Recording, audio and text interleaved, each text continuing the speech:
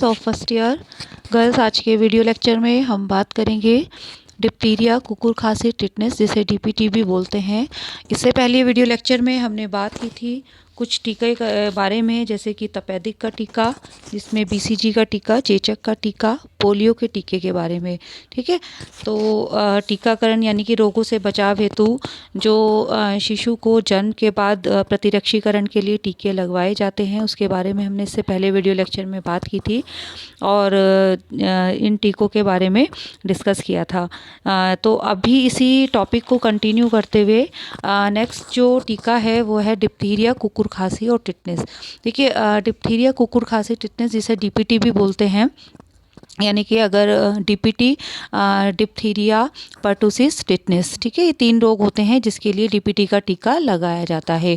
जैसे इसको रोहिणी भी बोलते हैं, डिप्थीरिया को रोहिणी भी बोला जाता है, और यह एक तरह का उग्र संक्रामक रोग होता है जो 2 से लेकर 10 वर्ष तक की आयु के बालकों को जो है अधिक होता है। यद्यपि सभी आयु वालों को यह रोग हो सकता है। इसका उद्भवन काल जो होता है बच्चों 2 से लेकर 4 दिन तक का माना जाता है। रोग प्राय गले में होता है और टॉन्सिल्स भी इसमें जो है ज़्यादा ही आक्रांत होते हैं। इसमें जो डिप्थीरिया में जो मुख्य रूप से गले में जो है बच्चों के इन्फेक्शन होता है।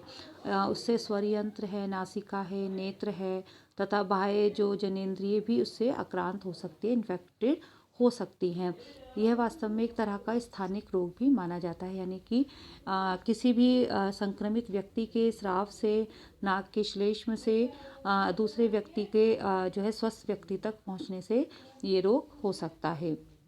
इसके कारण की बात करें डिप्थीरिया के, तो रोग का कारण इस डिप्थीरिया रोग का कारण कोराइन बैक्टीरियम डिप्थीरी होता है नामक जीवाणु द्वारा यह फैलता है, और यह प्राय बिंदु संक्रमण से तथा बालकों के द्वारा एक दूसरे की पेंसिल है, कोई भी सामान है, वस्तु को मुंह में रख लेने से, यानी कि कोई भी जो इन्फेक्टेड बच्चा है या व्यक्ति है उसकी वस्तु को यूज़ करने से गले की श्लेष्म कला में प्रविष्ट होकर वहाँ रोग उत्पन्न करता है। यानी कि जो इस रोग के जीवाणु होता है वो मुख्य रूप से गले की श्लेष्मिक झिल्ली को प्रभावित करता है, वहाँ उसको जो है संक्रमित कर देता है।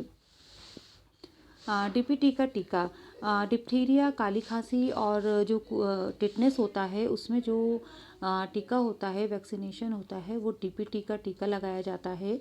इसमें जो है गले की बीमारी डिप्थीरिया से सुरक्षा के लिए बच्चों को डीपीटी का टीका लगवाया जाता है। इसके शिशु असंक्रमणीकरण की सूची में इसको हम देख सकते हैं कि किसी बच्चे को अगर गले की बीमारी जैसे कि डिप्थीरिया है, आपने पढ़ा भी आगे कि डिप्थीरिया जो है गले की श्लेष्मा को प्रभावित करता है, और उसके जो है संक्रमित होने पर तत्काल जो है डॉक्टर से परामर्श लेनी चाहिए, क्योंकि इससे जो है जीवन भर का उससे खतरा बना रहता है, और यह बहुत आवश्यक है। और सदा ही इससे जो है अगर इसका जो है यानी कि पता लगते ही अगर उपचार करा लिया जाए तो इसमें ज़्यादा दिक्कत नहीं होती है। और आजकल यह शमीकरण वैक्सीनेशन यानी कि शैशवावस्था से इसको प्रारंभ कर दिया जाता है, यानी कि जो डीपीटी का टीका है इसका जो वैक्सीनेशन है डिप्थीरिया, टिटनेस और कुकुर खांसी का, इसको शैशवावस्था से ही प्रारंभ कर दिया जाता है, ताकि जो है आगे आने वाले जो बच्चे की आयु होती है बाल्य अवस्था में वो उससे संक्रमित ना होने पाए।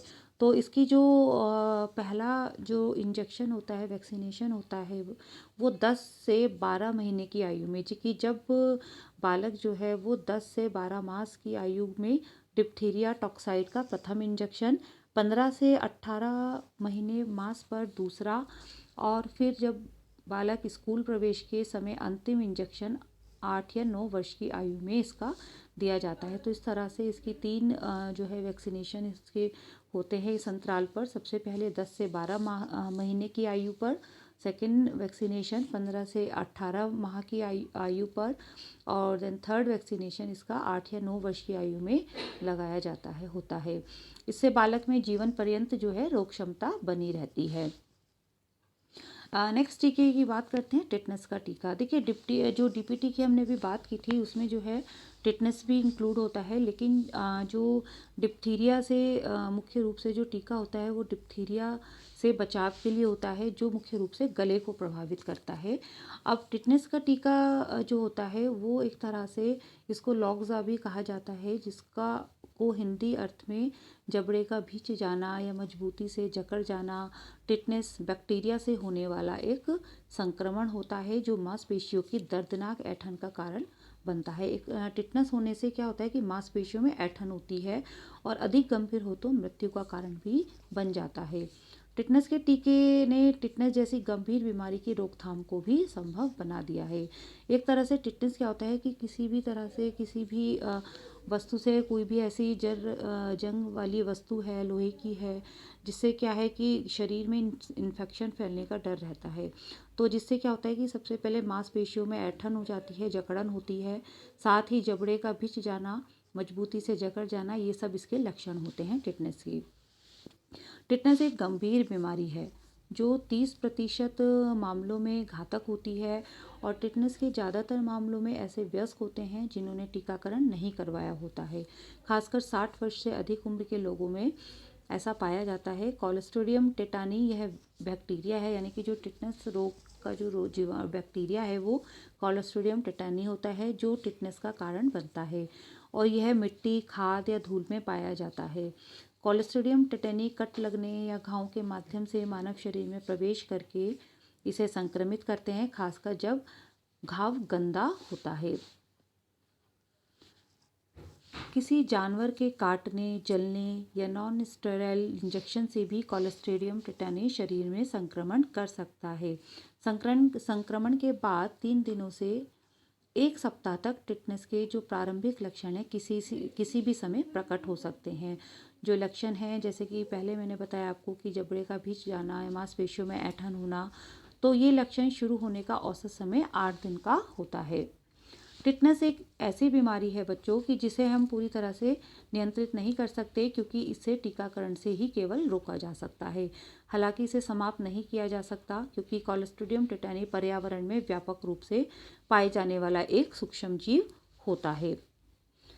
हैजे के टीके की बात करते हैं बच्चों कि हैजा क्या है। देखिए, सबसे पहले समझते हैं कि हैजा एक दूषित भोजन और दूषित जल से फैलने वाला एक भयानक तीव्र संक्रामक रोग होता है, जो विब्रिया कॉलरा नामक जीवाणु से फैलता है। यह तीव्र आंत्र संक्रमण होता है, मतलब कि ये जो हैजे का जो जीवाणु होता है, ये जो है आंतों पर अपना जो है घातक प्रभाव डालता है, और विश्व स्तर पर वहाँ हैजा के 1.3 करोड़ मामले जो हैं, लगभग 28,000 से 142,000 को हैजा होने वाली मौतें हर साल मानी जाती हैं। तो ये आंकड़ा है कि हैजा इतना भयानक और संक्रामक रोग है कि इससे जो काफ़ी जो है मौतें होती हैं। हैजे के लक्षण के बारे में बात करें गर्ल्स, तो हैजा एक अत्यंत ही उग्र रोग होता है, और यह बच्चों के रूप में अच्छी तरह से वयस्कों को भी प्रभावित करता है, और अगर अनुपचारित घंटे के भीतर इससे जो है मौत भी हो सकती है। हैजा संक्रमण के बहुमत में हालांकि व्यक्ति कोई लक्षण नहीं होगा। जो लोग हैजा के लक्षण विकसित होते हैं, अधिकांश केवल हल्के लक्षण का अनुभव होगा।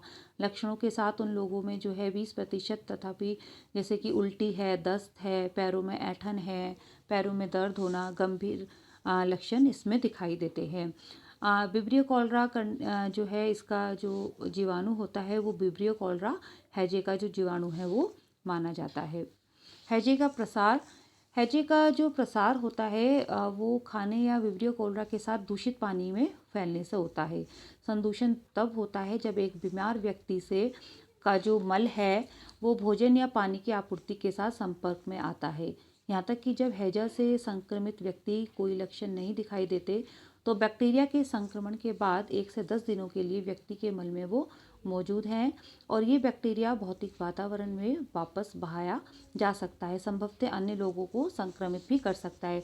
देखिए, हैजे का जो फैलता है वो बच्चों दूषित भोजन और दूषित पानी के द्वारा फैलता है, लेकिन उसका जो अस्वस्थ व्यक्ति है या रोगी व्यक्ति है, तो उससे जो उनका जो प्रसार होता है वो किसके द्वारा होता है, तो इसका जो संवहन होता है यानी कि अस्वस्थ या रोगी व्यक्ति के दूषित मल और जो है उसके वमन पर जो है मक्खियों द्वारा उस पर बैठकर उससे वहाँ के रोग के वाहक ले जाने से फिर वो जो है खुले भोजन पर या खुले पानी में उन मक्खियों के द्वारा उसको जो रोग का वाहक है वो फैला दिया जाता है। तो इसका जो वाहक होता है वो मुख्य रूप से हैजे का प्रसार मक्खियों के द्वारा माना जाता है। हैजे के टीके की बात करें बच्चों, तो हैजे का टीकाकरण विश्व स्तर पर 2 विश्व स्वास्थ्य संगठन के पूर्व योग्य मौखिक हैजा टीके OCV उपलब्ध हैं और साथ ही जो है वयस्क और 2 खुराक में भी अधिक उम्र के 6 वर्ष आयु वर्ग के बच्चों के लिए और भी उम्र के अधिक से अधिक 2 साल और 3 खुराक में कम से कम 6 साल के बच्चों के लिए ये किया जाता है। साथ ही जो शैनकोहल टीकाकरण अनुसूची 2 खुराक बच्चों को जो उम्र के पुराने से उम्र से कम 1 साल के रहे हैं उसके लिए 2 सप्ताह के अंतराल पर ये दिए जाते हैं। टीकाकरण के बाद के बारे में जो है 65% से 85% ऊपर से 5 साल के लिए जो टीकाकरण के बाद 4 महीने से अधिक समय की अवधि के लिए चिकित्सकीय महत्वपूर्ण है जैसे सुरक्षा प्रदान कर वैक्सीन पर इसके निर्भर करता है। हैजा एक स्थानिक देशों में जो पता चलता है कि टीकाकरण के उच्च जोखिम वाले क्षेत्रों में और लोगों के समूह को लक्षित करना चाहिए। उच्च जोखिम वाले व्यक्तियों में प्राय छोटे बच्चे इसमें शामिल होते हैं। साथ ही टाइफाइड के टीके की बात करें गर्ल्स की, टाइफाइड का टीका देखिए बच्चों में कई तरह के जो संक्रमणों का खतरा अधिक रहता है और समय पर वैक्सीन लगवाने से वो जो संक्रमण है उसको रोका जा सकता है। वैक्सीन से बच्चों को जिन इन्फेक्शन से सुरक्षा मिलती है उनमें से एक टाइफाइड भी है। टाइफाइड रोग मुख्य रूप से आंतों को प्रभावित करता है। यदि माता पिता बच्चों को सही समय पर टाइफाइड का वैक्सीन लगवा लें तो यह बेहतर होता है। टाइफाइड वैक्सीन शिशु के रूटीन टीकाकरण का हिस्सा नहीं होता है। ठीक है, यानी कि जैसे कि जो बच्चों का टीकाकरण का जो कार्ड होता है कि जब जन्म के बाद से लेकर बच्चे को जो है 4 वर्ष की अवस्था तक 5 वर्ष की अवस्था तक जो पूरे टीकाकरण है उसका कराया जाता है, तो उसमें ये रूटीन टीकाकरण इसमें टाइफाइड का नहीं माना जाता है। इसलिए जब भी टाइफाइड वैक्सीन क्यों ज़रूरी है और यह कब लगवानी चाहिए, तो 2 साल से अधिक उम्र लेकिन 6 महीने से कम उम्र के बच्चों को जो है टाइफिमवी शॉट देना चाहिए। अगर टाइफाइड संभावित इलाके में जा रहे हैं तो जाने से कम 2 सप्ताह पहले बच्चों को यह टीका लगवाया जाना चाहिए। 6 साल और इससे अधिक उम्र के बच्चों को TYE21A कैप्सूल टाइफाइड संभावित क्षेत्रों में जाने से लगभग 1 हफ्ते पहले दिया जा सकता है। अगर आप ऐसे देश में रहते हैं या जहां टाइफाइड का बुखार सामान्य है तो इस प्रकार का टीका लगवाया जाना चाहिए। 9 से 12 महीने के बच्चे को टाइफाइड कॉन्जुगेट वैक्सीन का सिंगल डोज व 18वें महीने से 2 साल के बच्चों को single typhoid conjugate vaccine booster का सिंगल डोज लेना चाहिए। इसके 2 साल बाद बूस्टर डोज लें। 4 से 6 साल के बच्चों को टाइफाइड कॉन्जुगेट वैक्सीन बूस्टर का सिंगल डोज देना चाहिए। टाइफाइड टीकाकरण से संक्रमण से बचाव की पूरी गारंटी इसमें नहीं मिलती है, इसलिए इस इन्फेक्शन से बचने के लिए साफ़ पानी पिएं, फल और सब्जियों को धोए बिना ना खाएं और अपने चारों ओर के आसपास के वातावरण को साफ सुथरा रखें। टाइफाइड से संक्रमित व्यक्ति के संपर्क में आने से बचें। टाइफाइड टीकाकरण से बच्चा इस इन्फेक्शन की चपेट में आने से बच सकता है। इलाज से बेहतर बचाव है और इसलिए अपने बच्चों को समय पर टीके लगवाएं और उसे इस बीमारी से सुरक्षित रखें। तो गर्ल्स आज के टॉपिक में आज की वीडियो लेक्चर में हमने जो है आपके टॉपिक थे जो रोगों से बचाव है तो विभिन्न प्रकार के प्रतिरक्षीकरण टीके, इसको टॉपिक को कंप्लीट किया है। आई होप आपको समझ में आया होगा। जो भी इससे टॉपिक से रिलेटेड क्वेरी है वो हम जूम क्लास में डिस्कस करेंगे। ओके गर्ल्स, मिलते हैं नेक्स्ट वीडियो में। Thank you.